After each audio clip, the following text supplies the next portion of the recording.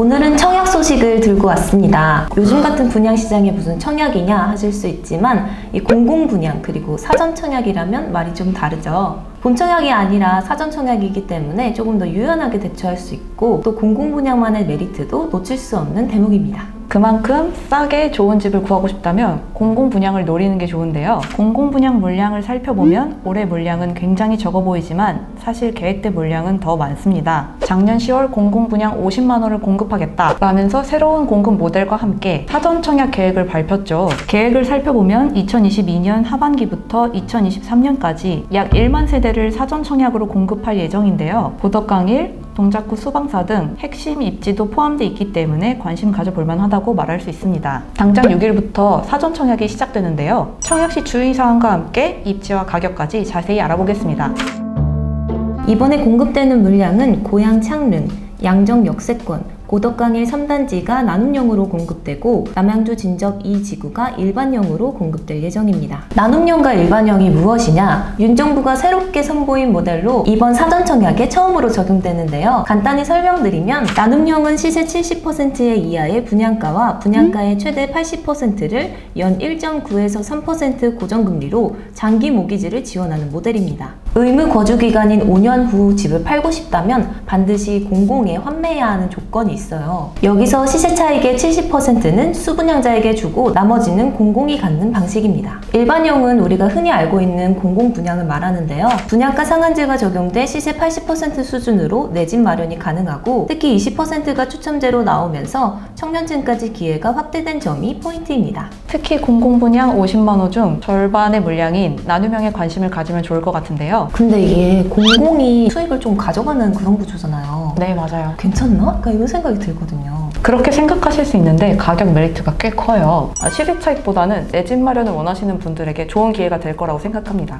또 선택형과 나눔형에 청년을 위한 특별 공급이 이번에 들어갔는데요. 15%를 청년에게 공급합니다. 공공분양에서 미혼도 가능하다는 점은 굉장히 큰 메리트라고 생각하는데요. 이번 사전 청약에 첫 청년 특공 물량이 있으니 청년분들도 관심 가져보면 좋을 것 같습니다. 자, 그럼 이번에 공급되는 사전청약 주의사항에 대해 먼저 알아볼게요. 먼저 가장 중요한 게 입주자 모집 공고일 현재 해당 지역에 직접 거주하고 있어야 하고요. 한 세대에 2명 이상이 청약해 한 곳이라도 당첨이 되면 모두 부적격 처리가 되기 때문에 반드시 한 세대당 1명만 청약해야 합니다. 또 사전청약은 본청약까지 여러 요건을 지켜야 합니다. 지구별로 본청약 예정 시기가 다르니까 참고해서 무주택 자격과 우선 공급을 위한 거주기간 등을 채우셔야 하고요. 보시면 대규모 택지개발지구 여부에 양정 역세권을 빼고 모두 체크가 돼 있죠. 대규모 택지개발지구는 입주자 선정 방식이 조금 다른데요. 예를 들어 고양 창릉이면 고양시 1년 이상 거주자가 가장 먼저 30% 물량에 경쟁하고 여기서 탈락하면 경기도에서 6개월 이상 거주한 사람들과 20%의 물량을 경쟁하고 여기서도 떨어지면 수도권 거주자와 함께 50% 물량을 경쟁하는 방식으로 알아두시면 될 것 같습니다.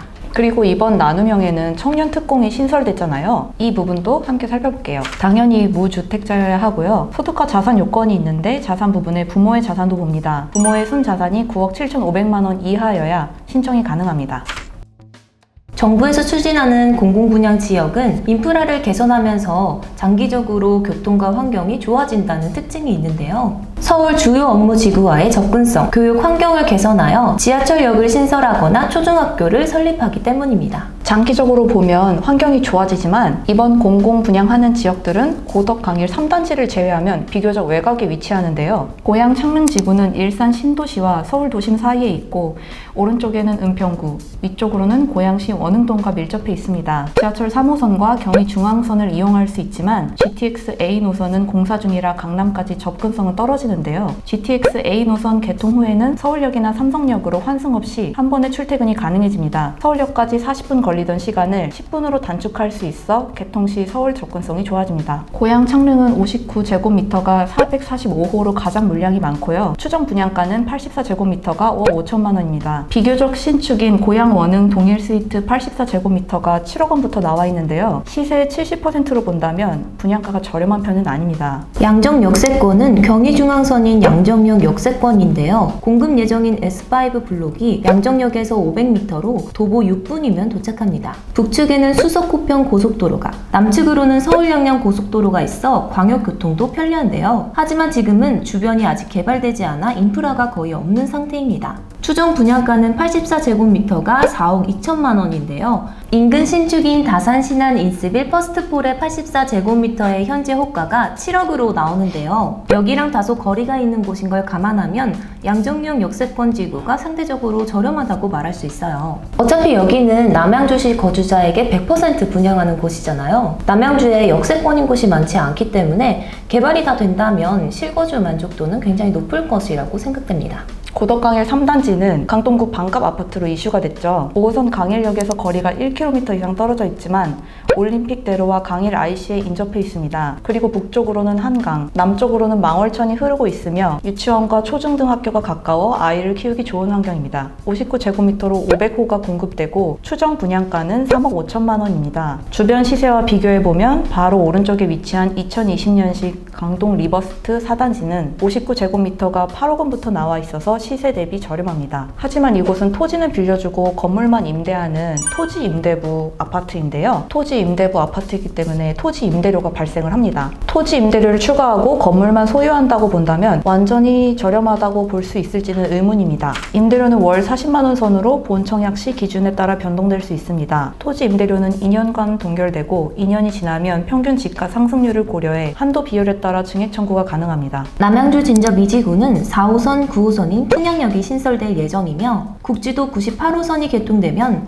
서울과 강원 서부권 접근성이 더욱 좋아질 전망입니다. 9호선은 시간이 오래 걸리겠지만 4호선은 2026년 말 개통을 목표로 하고 있기 때문에 입주 후에는 4호선을 이용할 수 있을 것 같아요. 남양주 진접 2지구는 이번 분양에서 유일한 일반형인데요. 추정 분양 가격은 55제곱미터가 3억 1천만 원, 59제곱미터가 3억 3천만 원 선입니다. 가장 가까운 신축인 부평리 진접 스타일스 59제곱미터는 남양주 진접 2지구보다 입지가 떨어지지만 4억 원대를 호가하고 있습니다. 남양주 진접 2지구의 생활 인프라가 모두 만들어졌을 경우 적정 분양가로 볼 수 있을 것 같습니다. 사전 청약이라도 청약은 청약입니다. 본 청약 전 부적격자로 취소되거나 청약 당첨을 포기하는 등의 경우 당첨일로 6개월간은 다른 공공주택단지에 사전 청약을 할 수 없으니 이 점 주의하시기 바랍니다. 혹시 궁금한 게 있으시면 댓글로 달아주세요. 안녕. 인근 신축인 다산